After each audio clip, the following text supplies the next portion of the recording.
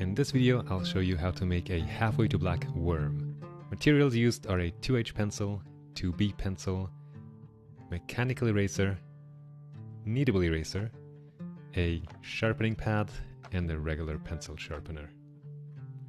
Let's begin with the line drawing. I'm creating a floor for my worm to sit on, so I'm drawing the front plane and then back to a vanishing point, the two side planes, and then the back edge of my floor. This will all make sense in a second. Here I'm drawing freehand, so we don't need a ruler. If you want to use a ruler, you can. But here that line was a bit wonky, so I am redrawing it. That's better. Cleaning up my construction, and we're ready to draw the worm. You can draw anything you like. Here I have a slightly upright standing worm. I messed up the end, so I'm redrawing that. I will draw a face on it, and I will invent the values. That's the whole point. I recommend you go with the light direction straight from the top. I'll do a light probe here just to show the light direction, and we'll end up with 3 light probes. 2 different materials for the worm, a light material and a dark material, and then 1 material for the floor, which should be different from the 2 materials or values you've used on the worm. So light probe is showing light from the top. We can construct the cast shadow with that light information, and the cast shadow here is going to be right underneath my worm. It has some width to it because the worm has width to it, and I'm just making an estimation. Doesn't have to be perfect, just close enough to be believable. And here, design-wise, my cast shadow runs off the edge of the platform, so I'm extending the platform a bit in order to fit the cast shadow. And then I'm adding some thickness to the ground plane as well. And maybe now you can see that we have a floor that the worm is on. Next, I'm indicating the terminator, and I'm really heading forward to Notan stage where all my shadows are toned in. And to do that, I need my form shadow and cast shadow defined. So here we go, Notan.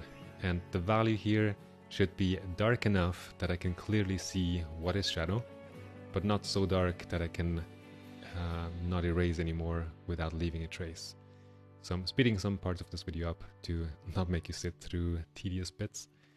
And I'm here just shading in the shadow family, so form shadow and cast shadow. I'm quite rough. I am spinning my pencil a little bit to keep the point sharp-ish, but I know this is going to take a lot more work. I need to clean up and find the right values. The Notan stage is just to separate light family from shadow family.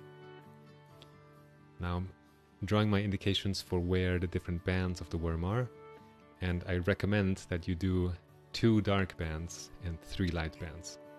Why 2 dark? Because that's less work than 3 dark ones.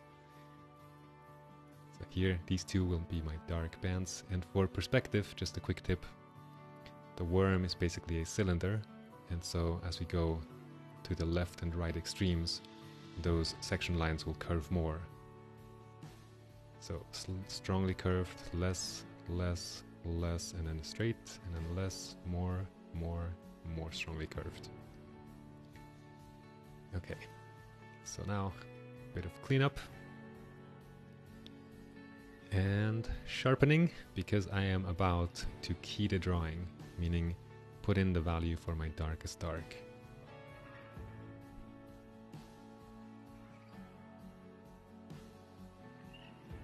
In order for me to know what value that needs to be, I need 2 more light probes. 1 for the dark part of the worm and 1 for the floor. Alright, so in the assignment instructions you have this halfway to black scale. And this is printed out, and the darkest dark here is darker than what I can get to with pencil. I'm shading in here with a 2B, and you can see it's a bit lighter than the printed black ink. That means my darkest dark is somewhere up here, let's say. This is the limit of my range here with 2B pencil. So for the light part of the worm, I'm going with white and then halfway to black for the shadow. So I can maybe go a tiny bit darker to match the printout. But I think that's pretty close. And then for the darker material of the worm, let's go for this value here.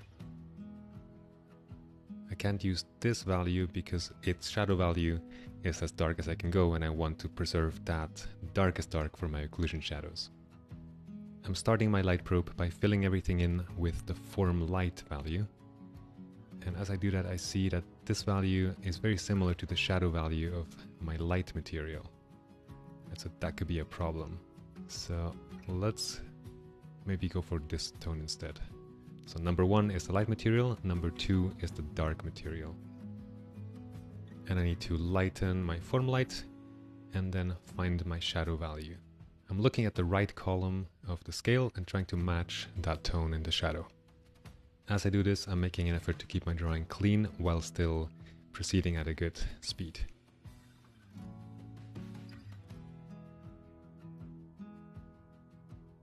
Now our third material is going to be the floor. And let's make a dark floor.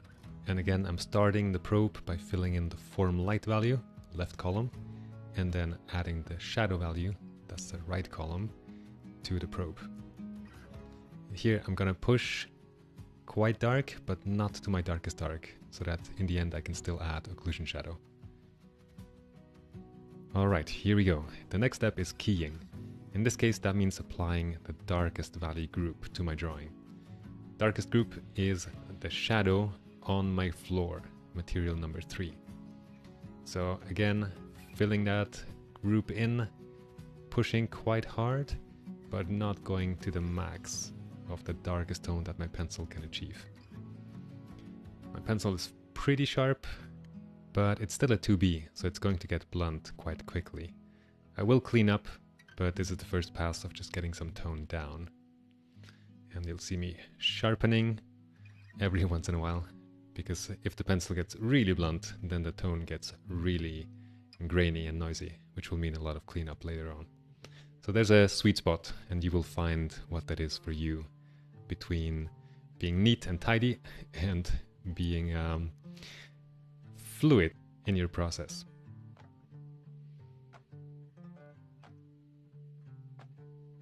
Alright, that's it for the shadows. Now I am filling in the form light area. I'm taking the value from my light probe and I'm applying it to the floor. And I'm pretty much going for the final value here. It's a bit too light at the moment, but I am going to darken it. First, sharpen again, and my pencil is getting pretty short, so I'm adding an extender to it, which is a pretty nice tool. It means you can expand the lifespan of your pencils.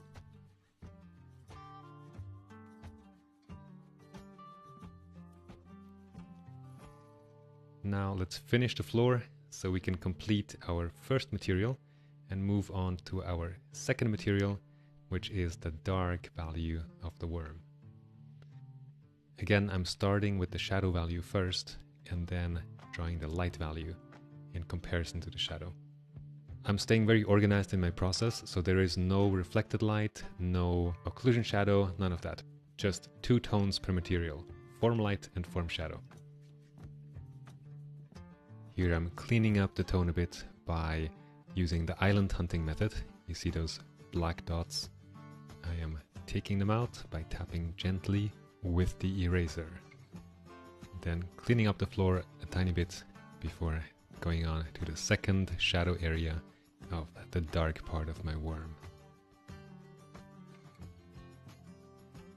Again, finding a sweet spot between efficiency and neatness. The next step is to fill in the form light, and I have a guide in the light probe, and I'm also referencing the left column of my halfway to black scale. In the lighter values, it's a bit more important to keep the tone clean, so I'll sharpen my pencil a bit more often while I'm working in the form light area. A little bit of cleanup before we can go to our third and final material, the light part of the worm. Here I just need to find the shadow value because the light value is already given as the white of the paper. And I'm noticing that the shadow of material 1, the lightest material, is darker than the light value of material number 2, my darker material. So I will aim for that in my drawing as well.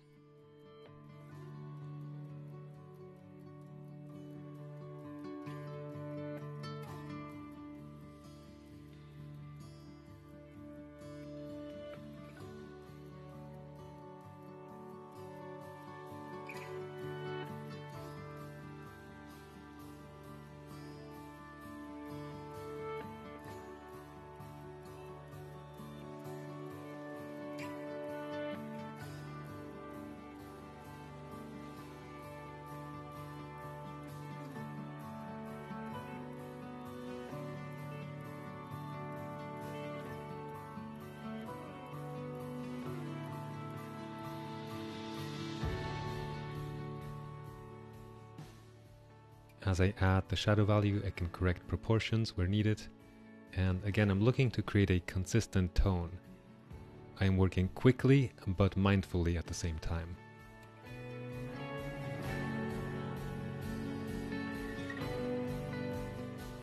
Next stage, clean up.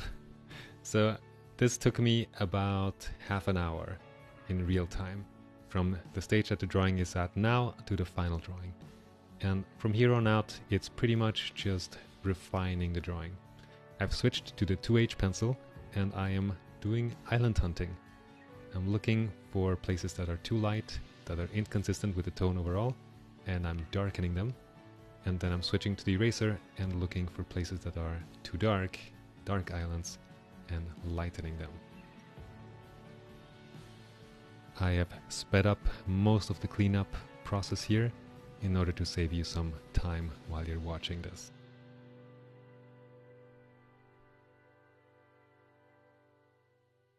And yes, I'm also cleaning up the light probes.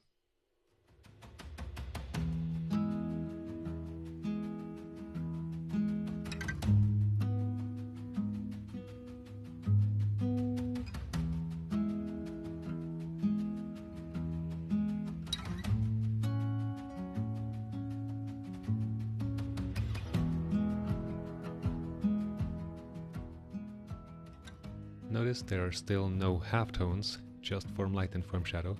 I will get to the halftones at the end, where we are taking this halfway to black worm to a refined halfway to black worm.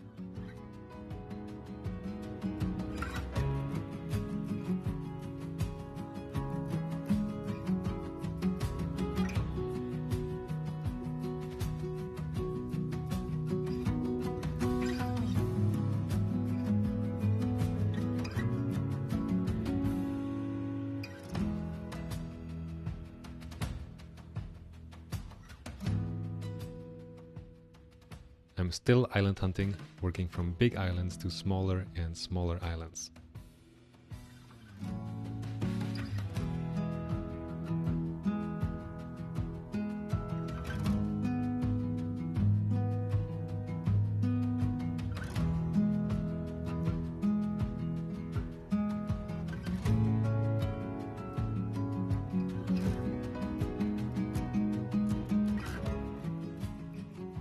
As I'm cleaning up my drawing, I'm continuously comparing the tones in my drawing to the tones in my light probes.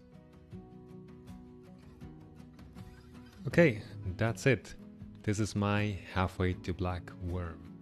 Now, for those of you who are ambitious and want to take this assignment one step further, you can do a refined halfway to black worm. That means adding dark halftones to model the form, as well as occlusion shadows to model the shadows. You can also add reflected lights and core shadows, but in this case there is not going to be any reflected light from this dark floor, so it doesn't make sense to add reflected light in this particular drawing. So let's go! The first step is to add the dark halftones. I'll do this in the light probes to begin with, so I can judge the values and also the softness of the light. I'm working with my 2H pencil because these are more subtle tones.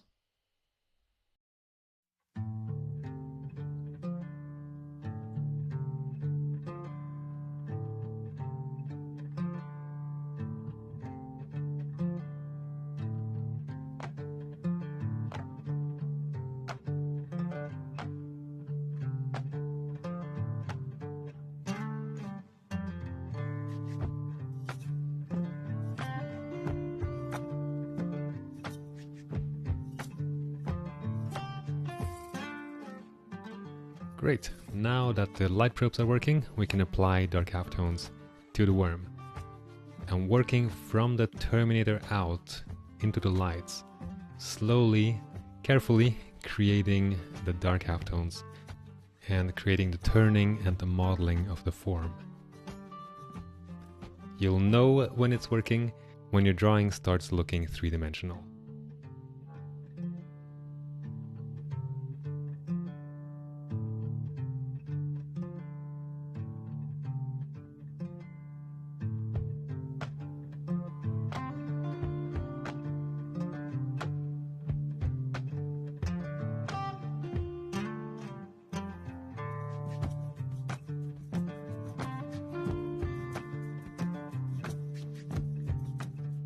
Now that the dark halftones are working, we can also add the penumbra, the softness around the cast shadow. This is another small addition that will increase the realism of my drawing.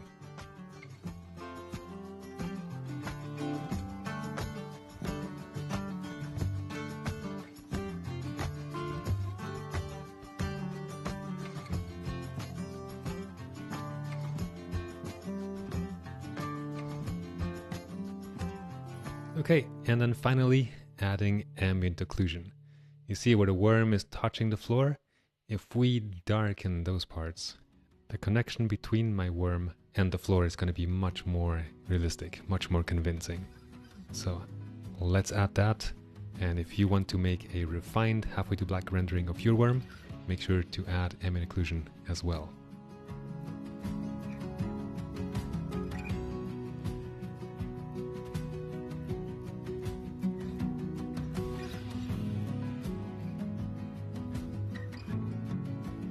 Here I'm adding the final touches, and this is the final image.